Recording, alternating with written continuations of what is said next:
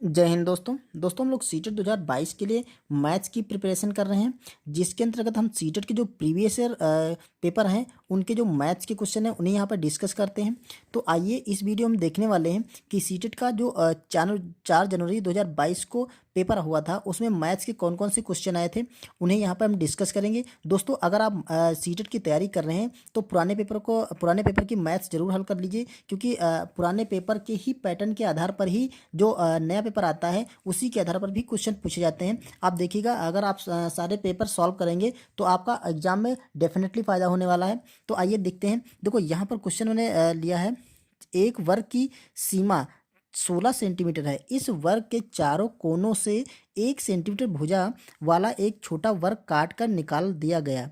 शेष आकृति की सीमा की लंबाई क्या होगी? दोस्तों ये कह रहा है कि ये एक वर्ग है जिसकी सीमा मतलब जिसका परिमाप है, ठीक, चारों तरफ की सीमा जिसका परिमाप 16 सेंटीमीटर है, उसमें चारों कोनों से 1 सेंटीमीटर वाला हमें वर्ग काट के निकाल दिया। चारों कोनों से यानी कि 4 वर्ग निकाल दिए गए। तो जो बचा हुआ आकृति है उसकी सीमा, उसकी मतलब परिमाप ज्ञात करना है। देखिए, अगर आपका जो वर्ग होगा कुछ इस तरह से होगा, ठीक है, क्योंकि वर्ग ऐसा होता है जिसकी सारी भुजाएं बराबर होती हैं।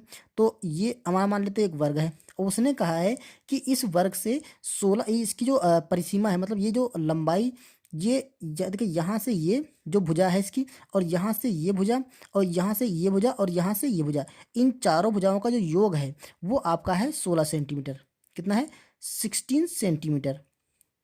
ठीक है, मतलब इसका आप परिमाप कह सकते हैं, परिमाप, ठीक है, या फिर इस वर्ग की सीमा, जो सीमा बोल रहा है वही इसका परिमाप है। क्लियर? अब उसने कहा है कि इसके चारों कोनों से 1 सेंटीमीटर भुजा वाला एक छोटा सा वर्ग काट के निकाल लिया गया। तो देखिए, अगर 1 सेंटीमीटर भुजा वाला ऐसा वर्ग काट के निकाला गया, ठीक है, तो ऐसे यहाँ से भी निकाला गया है, ऐसे यहाँ पे से भी निकाला गया, और ऐसे यहाँ से भी काट के निकाल दिया गया है। तो आप देखिए, अगर 1 सेंटीमीटर इस वर्ग की भुजा है तो आप हम देखिए इसको, इस आकृति को हम इधर बनाते हैं, जैसे एक कोना ऐसे बना रहे हैं। जैसे मान लीजिए ये सपोज दैट इस कोना, यहाँ पर एक कोना है और यहाँ पर हम 1 सेंटीमीटर वाला ये वर्ग काट के निकालेंगे। तो देखो, अगर 1 सेंटीमीटर भुजा वाला एक वर्ग काट के हम निकालेंगे ऐसा, तो ये 1 सेंटीमीटर है, तो ये भी 1 सेंटीमीटर होगी, और ये भी 1 सेंटीमीटर, और ये भी 1 सेंटीमीटर है। इसका मतलब 1 सेंटीमीटर ये है और 1 सेंटीमीटर ये है। ठीक, तो जो इसकी जो सीमा थी, ये वाली जो सीमा थी, जितनी ये सीमा यहाँ पे कम हुई है उतनी यहाँ पर सीमा बढ़ भी गई है ना। जितनी एक सीमा ये कम हुई, मतलब जितनी लंबाई ये कम हुई है उतनी लंबाई यहाँ पे बढ़ गई है। ऐसे चारों तरफ हुआ है। यहाँ पे जितनी लंबाई देखिए थी, ये लंबाई यहाँ से कटी, लेकिन यहाँ पे लंबाई बढ़ गई। यहाँ से लंबाई कटी तो यहाँ से सॉरी यहाँ से कटी और यहाँ से बढ़ गई। इस तरह से चारों कोनों से भी जितनी लंबाई कटी है उतनी लंबाई बढ़ गई है। तो इसकी जो सीमा होगी या इसका जो परिमाप होगा उसमें कोई चेंज नहीं होगा, वो जितना पहले था उतना ही रहने वाला है। ठीक है, तो हम ऑप्शन नंबर 3 लगा देंगे, 16 सेंटीमीटर। ओके, आइए अब अगला क्वेश्चन करेंगे। रिक्त स्थान में क्या आएगा? यहाँ पर दोस्तों एक रिक्त स्थान दे रखा है, यहाँ पर पूछ रहा है इसमें क्या आएगा। देखिए, 2/3 प्लस यहाँ पर कोई संख्या आने वाली जो भी इस टाइप से आएगा, 9/3, 1/3, 3/12 या 13/12। ठीक है, ये बराबर होगा 11/12। ठीक है, यहाँ पे 12 है। अब देखिए, 11/12 का मतलब 11/12, जैसे 2/3 का मतलब है 2/3।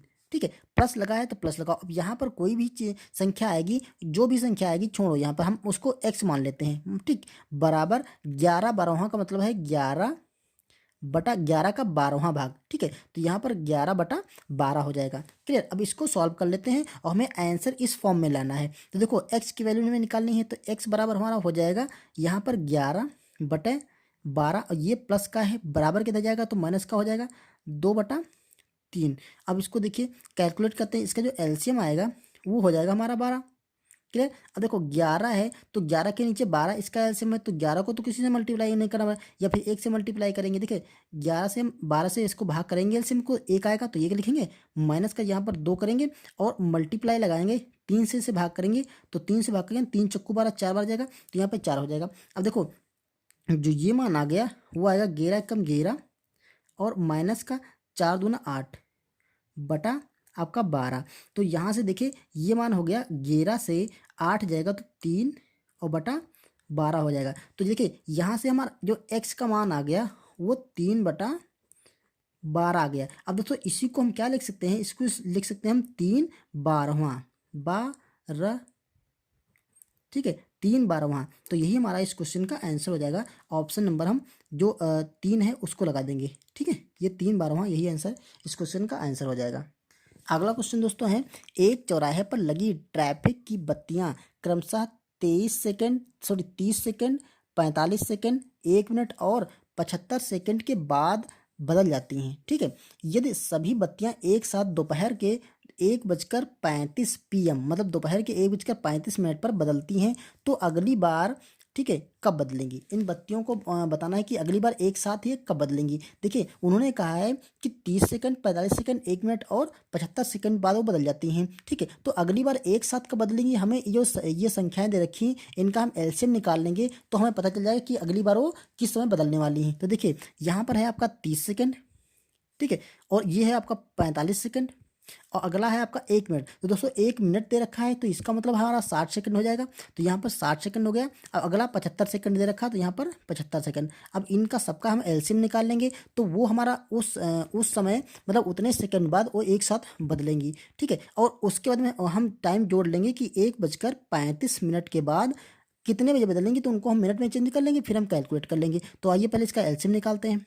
ठीक है, आप इसका एलसीएम निकालेंगे तो देखिए सारी संख्याएं इसकी 15 से कट रही हैं, तो डायरेक्ट अगर दोस्तों अगर सारी संख्या एक संख्या से कट रही हैं तो आप उसको काट सकते हैं। यहाँ 15 से कट रही हैं तो 15 दूना 30, 15 तिया 45, 15 चक्कू 60 और 15 पच्चीस 75। ठीक है, अब देखिए यहाँ पर दो संख्याएं 2 से कट रही हैं तो 2 से काट ली, 1, यहाँ पर 3, यहाँ पर 2, यहाँ पर 5। अब यहाँ पर कट रही हैं आपकी अलग अलग कट रही है ना, तो इनको हम अलग अलग से ही काट लेते हैं। इसको 3 से काट सकते हैं तो 1 आएगा, 1 आएगा, 2 और 5 हो जाएगा। ठीक है, अगला हम काटेंगे 2 से तो 1 1, यहाँ पर 1 और यहाँ पर 5 हो जाएगा। फिर हम 5 से काटेंगे तो ये 1 1 1 और 1 हो जाएगा। क्लियर, तो यहाँ पर हमारा आ गया 15 दूना 30 और 30, और 30 से हम इधर का मल्टीप्लाई करेंगे, ऐसे देखिए 15 दूना 30 और 30 तिया 90 और 90 दूना 180, 180 पंचे हो जाएगा, 18 पंचे 90, ये 900 हो जाएगा। क्लियर, तो 900 सेकंड, 900 सेकंड बाद वो एक साथ बदलने वाली है। ठीक, अब 900 सेकंड हम इस टाइम में जोड़ लेंगे, मतलब 1:35 में हम 900 सेकंड जोड़ेंगे। तो दोस्तों 900 सेकंड को हमें बनाना है, पहले 60 मिनट बना देंगे। तो अगर इसको मिनट बनाएंगे तो इसको हम 60 से भाग कर लेंगे। ठीक है, क्योंकि 1 मिनट में 60 सेकंड होते हैं, तो 900 सेकंड में कितने मिनट हो जाएंगे, इसको काट लीजिए। ये देखिए 0 कट गया और 6 से काटेंगे तो ये आपका आ जाएगा 6 से अगर काटेंगे तो 6 एकम 6 30 हुआ, 6 पंचे 30, मतलब 15 मिनट बन जाएंगे। ठीक है, 900 सेकंड में 15 मिनट बन जाएंगे। अब यहाँ पर देखिए 1:35 पर एक साथ बदली थी तो इसके 15 मिनट बाद और बदल जाएगी, तो इसमें हम 15 सेकंड 15 मिनट और जोड़ लेंगे। तो 15 मिनट आप अगर जोड़ेंगे तो 1 बजकर क्या हो जाएगा टाइम, देखिए यहाँ पर 1 तो बजा रहेगा और 35 और 15 आपका हो जाएगा 50। तो आपका टाइम जो होगा 1:50 पर वो अगले 1:50 पर वो एक साथ बदलने वाली हैं। तो ऑप्शन देखिए 1:50 PM ये दे रखा है, तो 1:50 PM हमारा ऑप्शन नंबर 2 सही हो जाएगा। यहाँ दे रखा एक दुकानदार के पास कुछ अंडे हैं, वह उन्हें एक ट्रे में रखता है जिसमें जिसमें कह रहा था 12 अंडे आते हैं। एक ट्रे में अंडों को रखता है जिसमें 12 अंडे आते हैं। उसने 9 ट्रे में रख दिया, जितने अंडे थे उसको 9 ट्रे में रख दिया और 5 अंडे शेष बच गए। अभी कितने अंडों की आवश्यकता है जिससे कि उसकी 10वीं ट्रे भरने के बाद कोई अंडा शेष ना बचे। अब देखिए यहाँ पर 10वीं ट्रे की बात कर रहा है दोस्तों, इसको आपको कैलकुलेट करने की जरूरत नहीं है। देखिए उसने कहा है कि उसके एक ट्रे में 12 अंडे आते हैं। ठीक है, एक ट्रे में 12 अंडे आते हैं तो उसने 9 ट्रे पूरी पूरी भर दी। तो जो 9 ट्रे पूरी पूरी भरी उससे हमारा मतलब नहीं है, मतलब हमारा है 10वीं ट्रे से। उसने कहा है 10वीं ट्रे में। अब देखिए जो 10वीं ट्रे है उसमें आते हैं अंडों की संख्या 12। ठीक है, 12 अंडे आते हैं, लेकिन 9 ट्रे भरने के बाद उसके पास 5 अंडे ही शेष बचे।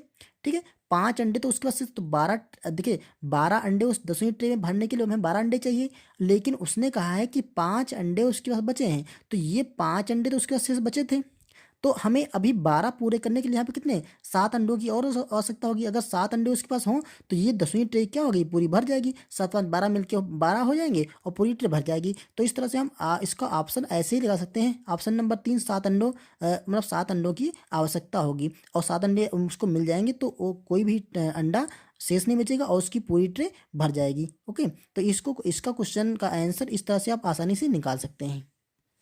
यहाँ पर अगला क्वेश्चन दे रखा था, सविता ने एटीएम से कुछ रुपए निकाले। ठीक, एटीएम से कुछ रुपए निकाले। ठीक, उसे 2000 के 5 नोट, 500 के 4 नोट, ठीक ठीक है, और 100 के 9 नोट मिले। गिनने के बाद पता चला वो किसी 2000 का एक था, 100 का एक नोट कम है, मतलब 2000 का एक नोट और था 100 का एक नोट कम है, तो उसने एटीएम में कितने रुपए की राशि भरी थी। ये पूछ रहा है कि एटीएम में उसने कितने रुपए की राशि भरी थी। तो देखिए जितने रुपए उसने राशि भरी थी उसमें से एक 2000 का नोट कम निकला और एक 100 रुपए का नोट कम निकला। और तो हम क्या करेंगे, जो राशि होगी उसकी वो बराबर हो जाएगी जितने रुपए उसके एटीएम से निकले प्लस 2000 का एक नोट और 100 का एक नोट और जोड़ देंगे, तो उतने रुपए उसने भरा था क्योंकि उसने इतने रुपए कम निकले हैं। देखिए उसने रुपए उसके पास निकले हैं 2000 के 5 नोट, तो 2000 के जो नोटों की संख्या है वो है 5, तो ये तो 2000 के रुपए हो गए, प्लस 500 के जो नोट निकले हैं उनकी संख्या है 4, तो इसको हम 4 से गुणा कर देंगे, प्लस 100 के जो नोट निकले हैं वो 9 निकले हैं, तो 100 के नोटों की संख्या कितनी निकली है 9। ठीक है, इतने रुपए तो उसने निकले हैं। ठीक, और प्लस उसने कहा है कि 2000 का प्लस 2000 का एक नोट कम है। ठीक है, 2000 का एक नोट कम है, तो अगर 2000 का एक नोट और निकल आता और प्लस 100 का एक नोट कम है तो 100 का एक नोट और निकल आता, तो इतने रुपए उसने क्या हो गए, इतने रुपए उसने एटीएम में भरे होंगे, जिसमें से इतने रुपए तो उसको नगद मिल गए, इतने रुपए उसके नहीं मिले हैं, लेकिन जो भरे होंगे तो संख्या तो पूरी होगी ना, तो इसको हम कैलकुलेट करते यही हमारा आंसर हो जाएगा। तो देखो 2000 का 5 से गुणा करेंगे तो ये हो जाएगा 5 दूना 10,000 और 2000 ये, तो 10 दो कितने हो जाएंगे 12,000 ये बन गए, सॉरी एक ये 12,000 रुपये बन गए। यहाँ से देखिए इतना पार्ट क्या बन गया 12,000, 5 दूना 10,000 और 2000 ये 12,000। अब यहाँ पे देखिए 4 पंचे 20, मतलब 4 पंचे 2,100, इसका मतलब ये 2000 ये बन गए, ये वाले 2000 बन गए। ठीक है, और प्लस यहाँ देखिए 9 और 100 तो ये 900 हो जाएंगे, और एक ये नोट तो इसका मतलब 1000 ये बन जाएंगे। तो आप देख लीजिए कितना हो गया 12 और 2 14 एक 15,000, तो उसने एटीएम में 15,000 रुपये की राशि भरी थी। तो ऑप्शन नंबर हम सी लगा देंगे। ओके, आइए नेक्स्ट क्वेश्चन करते हैं। यहाँ देखा मार्लिन की माँ ने उसे जन्मदिन पर टॉफियों का एक पैकेट दिया। मार्लिन ने टॉफियों का 2/7 भाग अदिति को, 1/6 भाग अमल को, 1/5 भाग फरहान को तथा 2/7 भाग जैरी को दिया। यदि उसके पास 2 टॉफियाँ बची तो पैकेट में कितनी टॉफियाँ थी। दोस्तों इस क्वेश्चन का आंसर हमें सॉल्व करना है। दोस्तों इस क्वेश्चन को हम सॉल्व कर रहे थे तो वीडियो पॉज हो गया था और हमने पूरा रिकॉर्ड कर लिया, तो इसको दोबारा से हम दूसरे पेज पे लगा रहे हैं, तो आपको अच्छे से हम समझा देंगे। देखिए यहाँ पर दे रखा था कि टॉफियों की संख्या में पता करनी है कितनी टॉफियाँ उसने पैकेट में मतलब थी।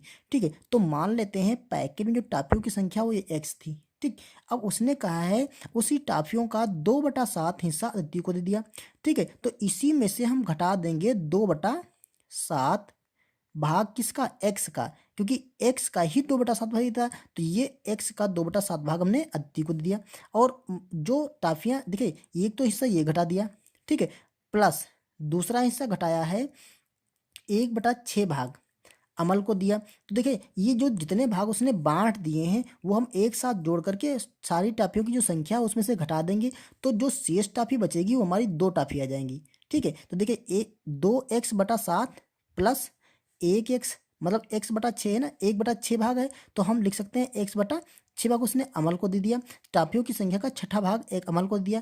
टाफियों की संख्या का 2/5 भाग फरहान को दे दिया, तो इसी से में जोड़ देंगे 2/5, एक्स किसका है फरहान का है, और 1/7 भाग जहरी को दे दिया, तो प्लस 1/7 एक्स जहरी को दे दिया। इतनी टाफियाँ उसने बांट दी, तो जो एक्स टाफियाँ थी उसमें से ये हिस्सा बांट दिया, तो जो टाफियों की संख्या वो 2 बच गई उसके पास। ये बात अगर आपको समझ में आ गई तो इसे कैलकुलेट कर लेंगे, हमारा आंसर निकल आएगा।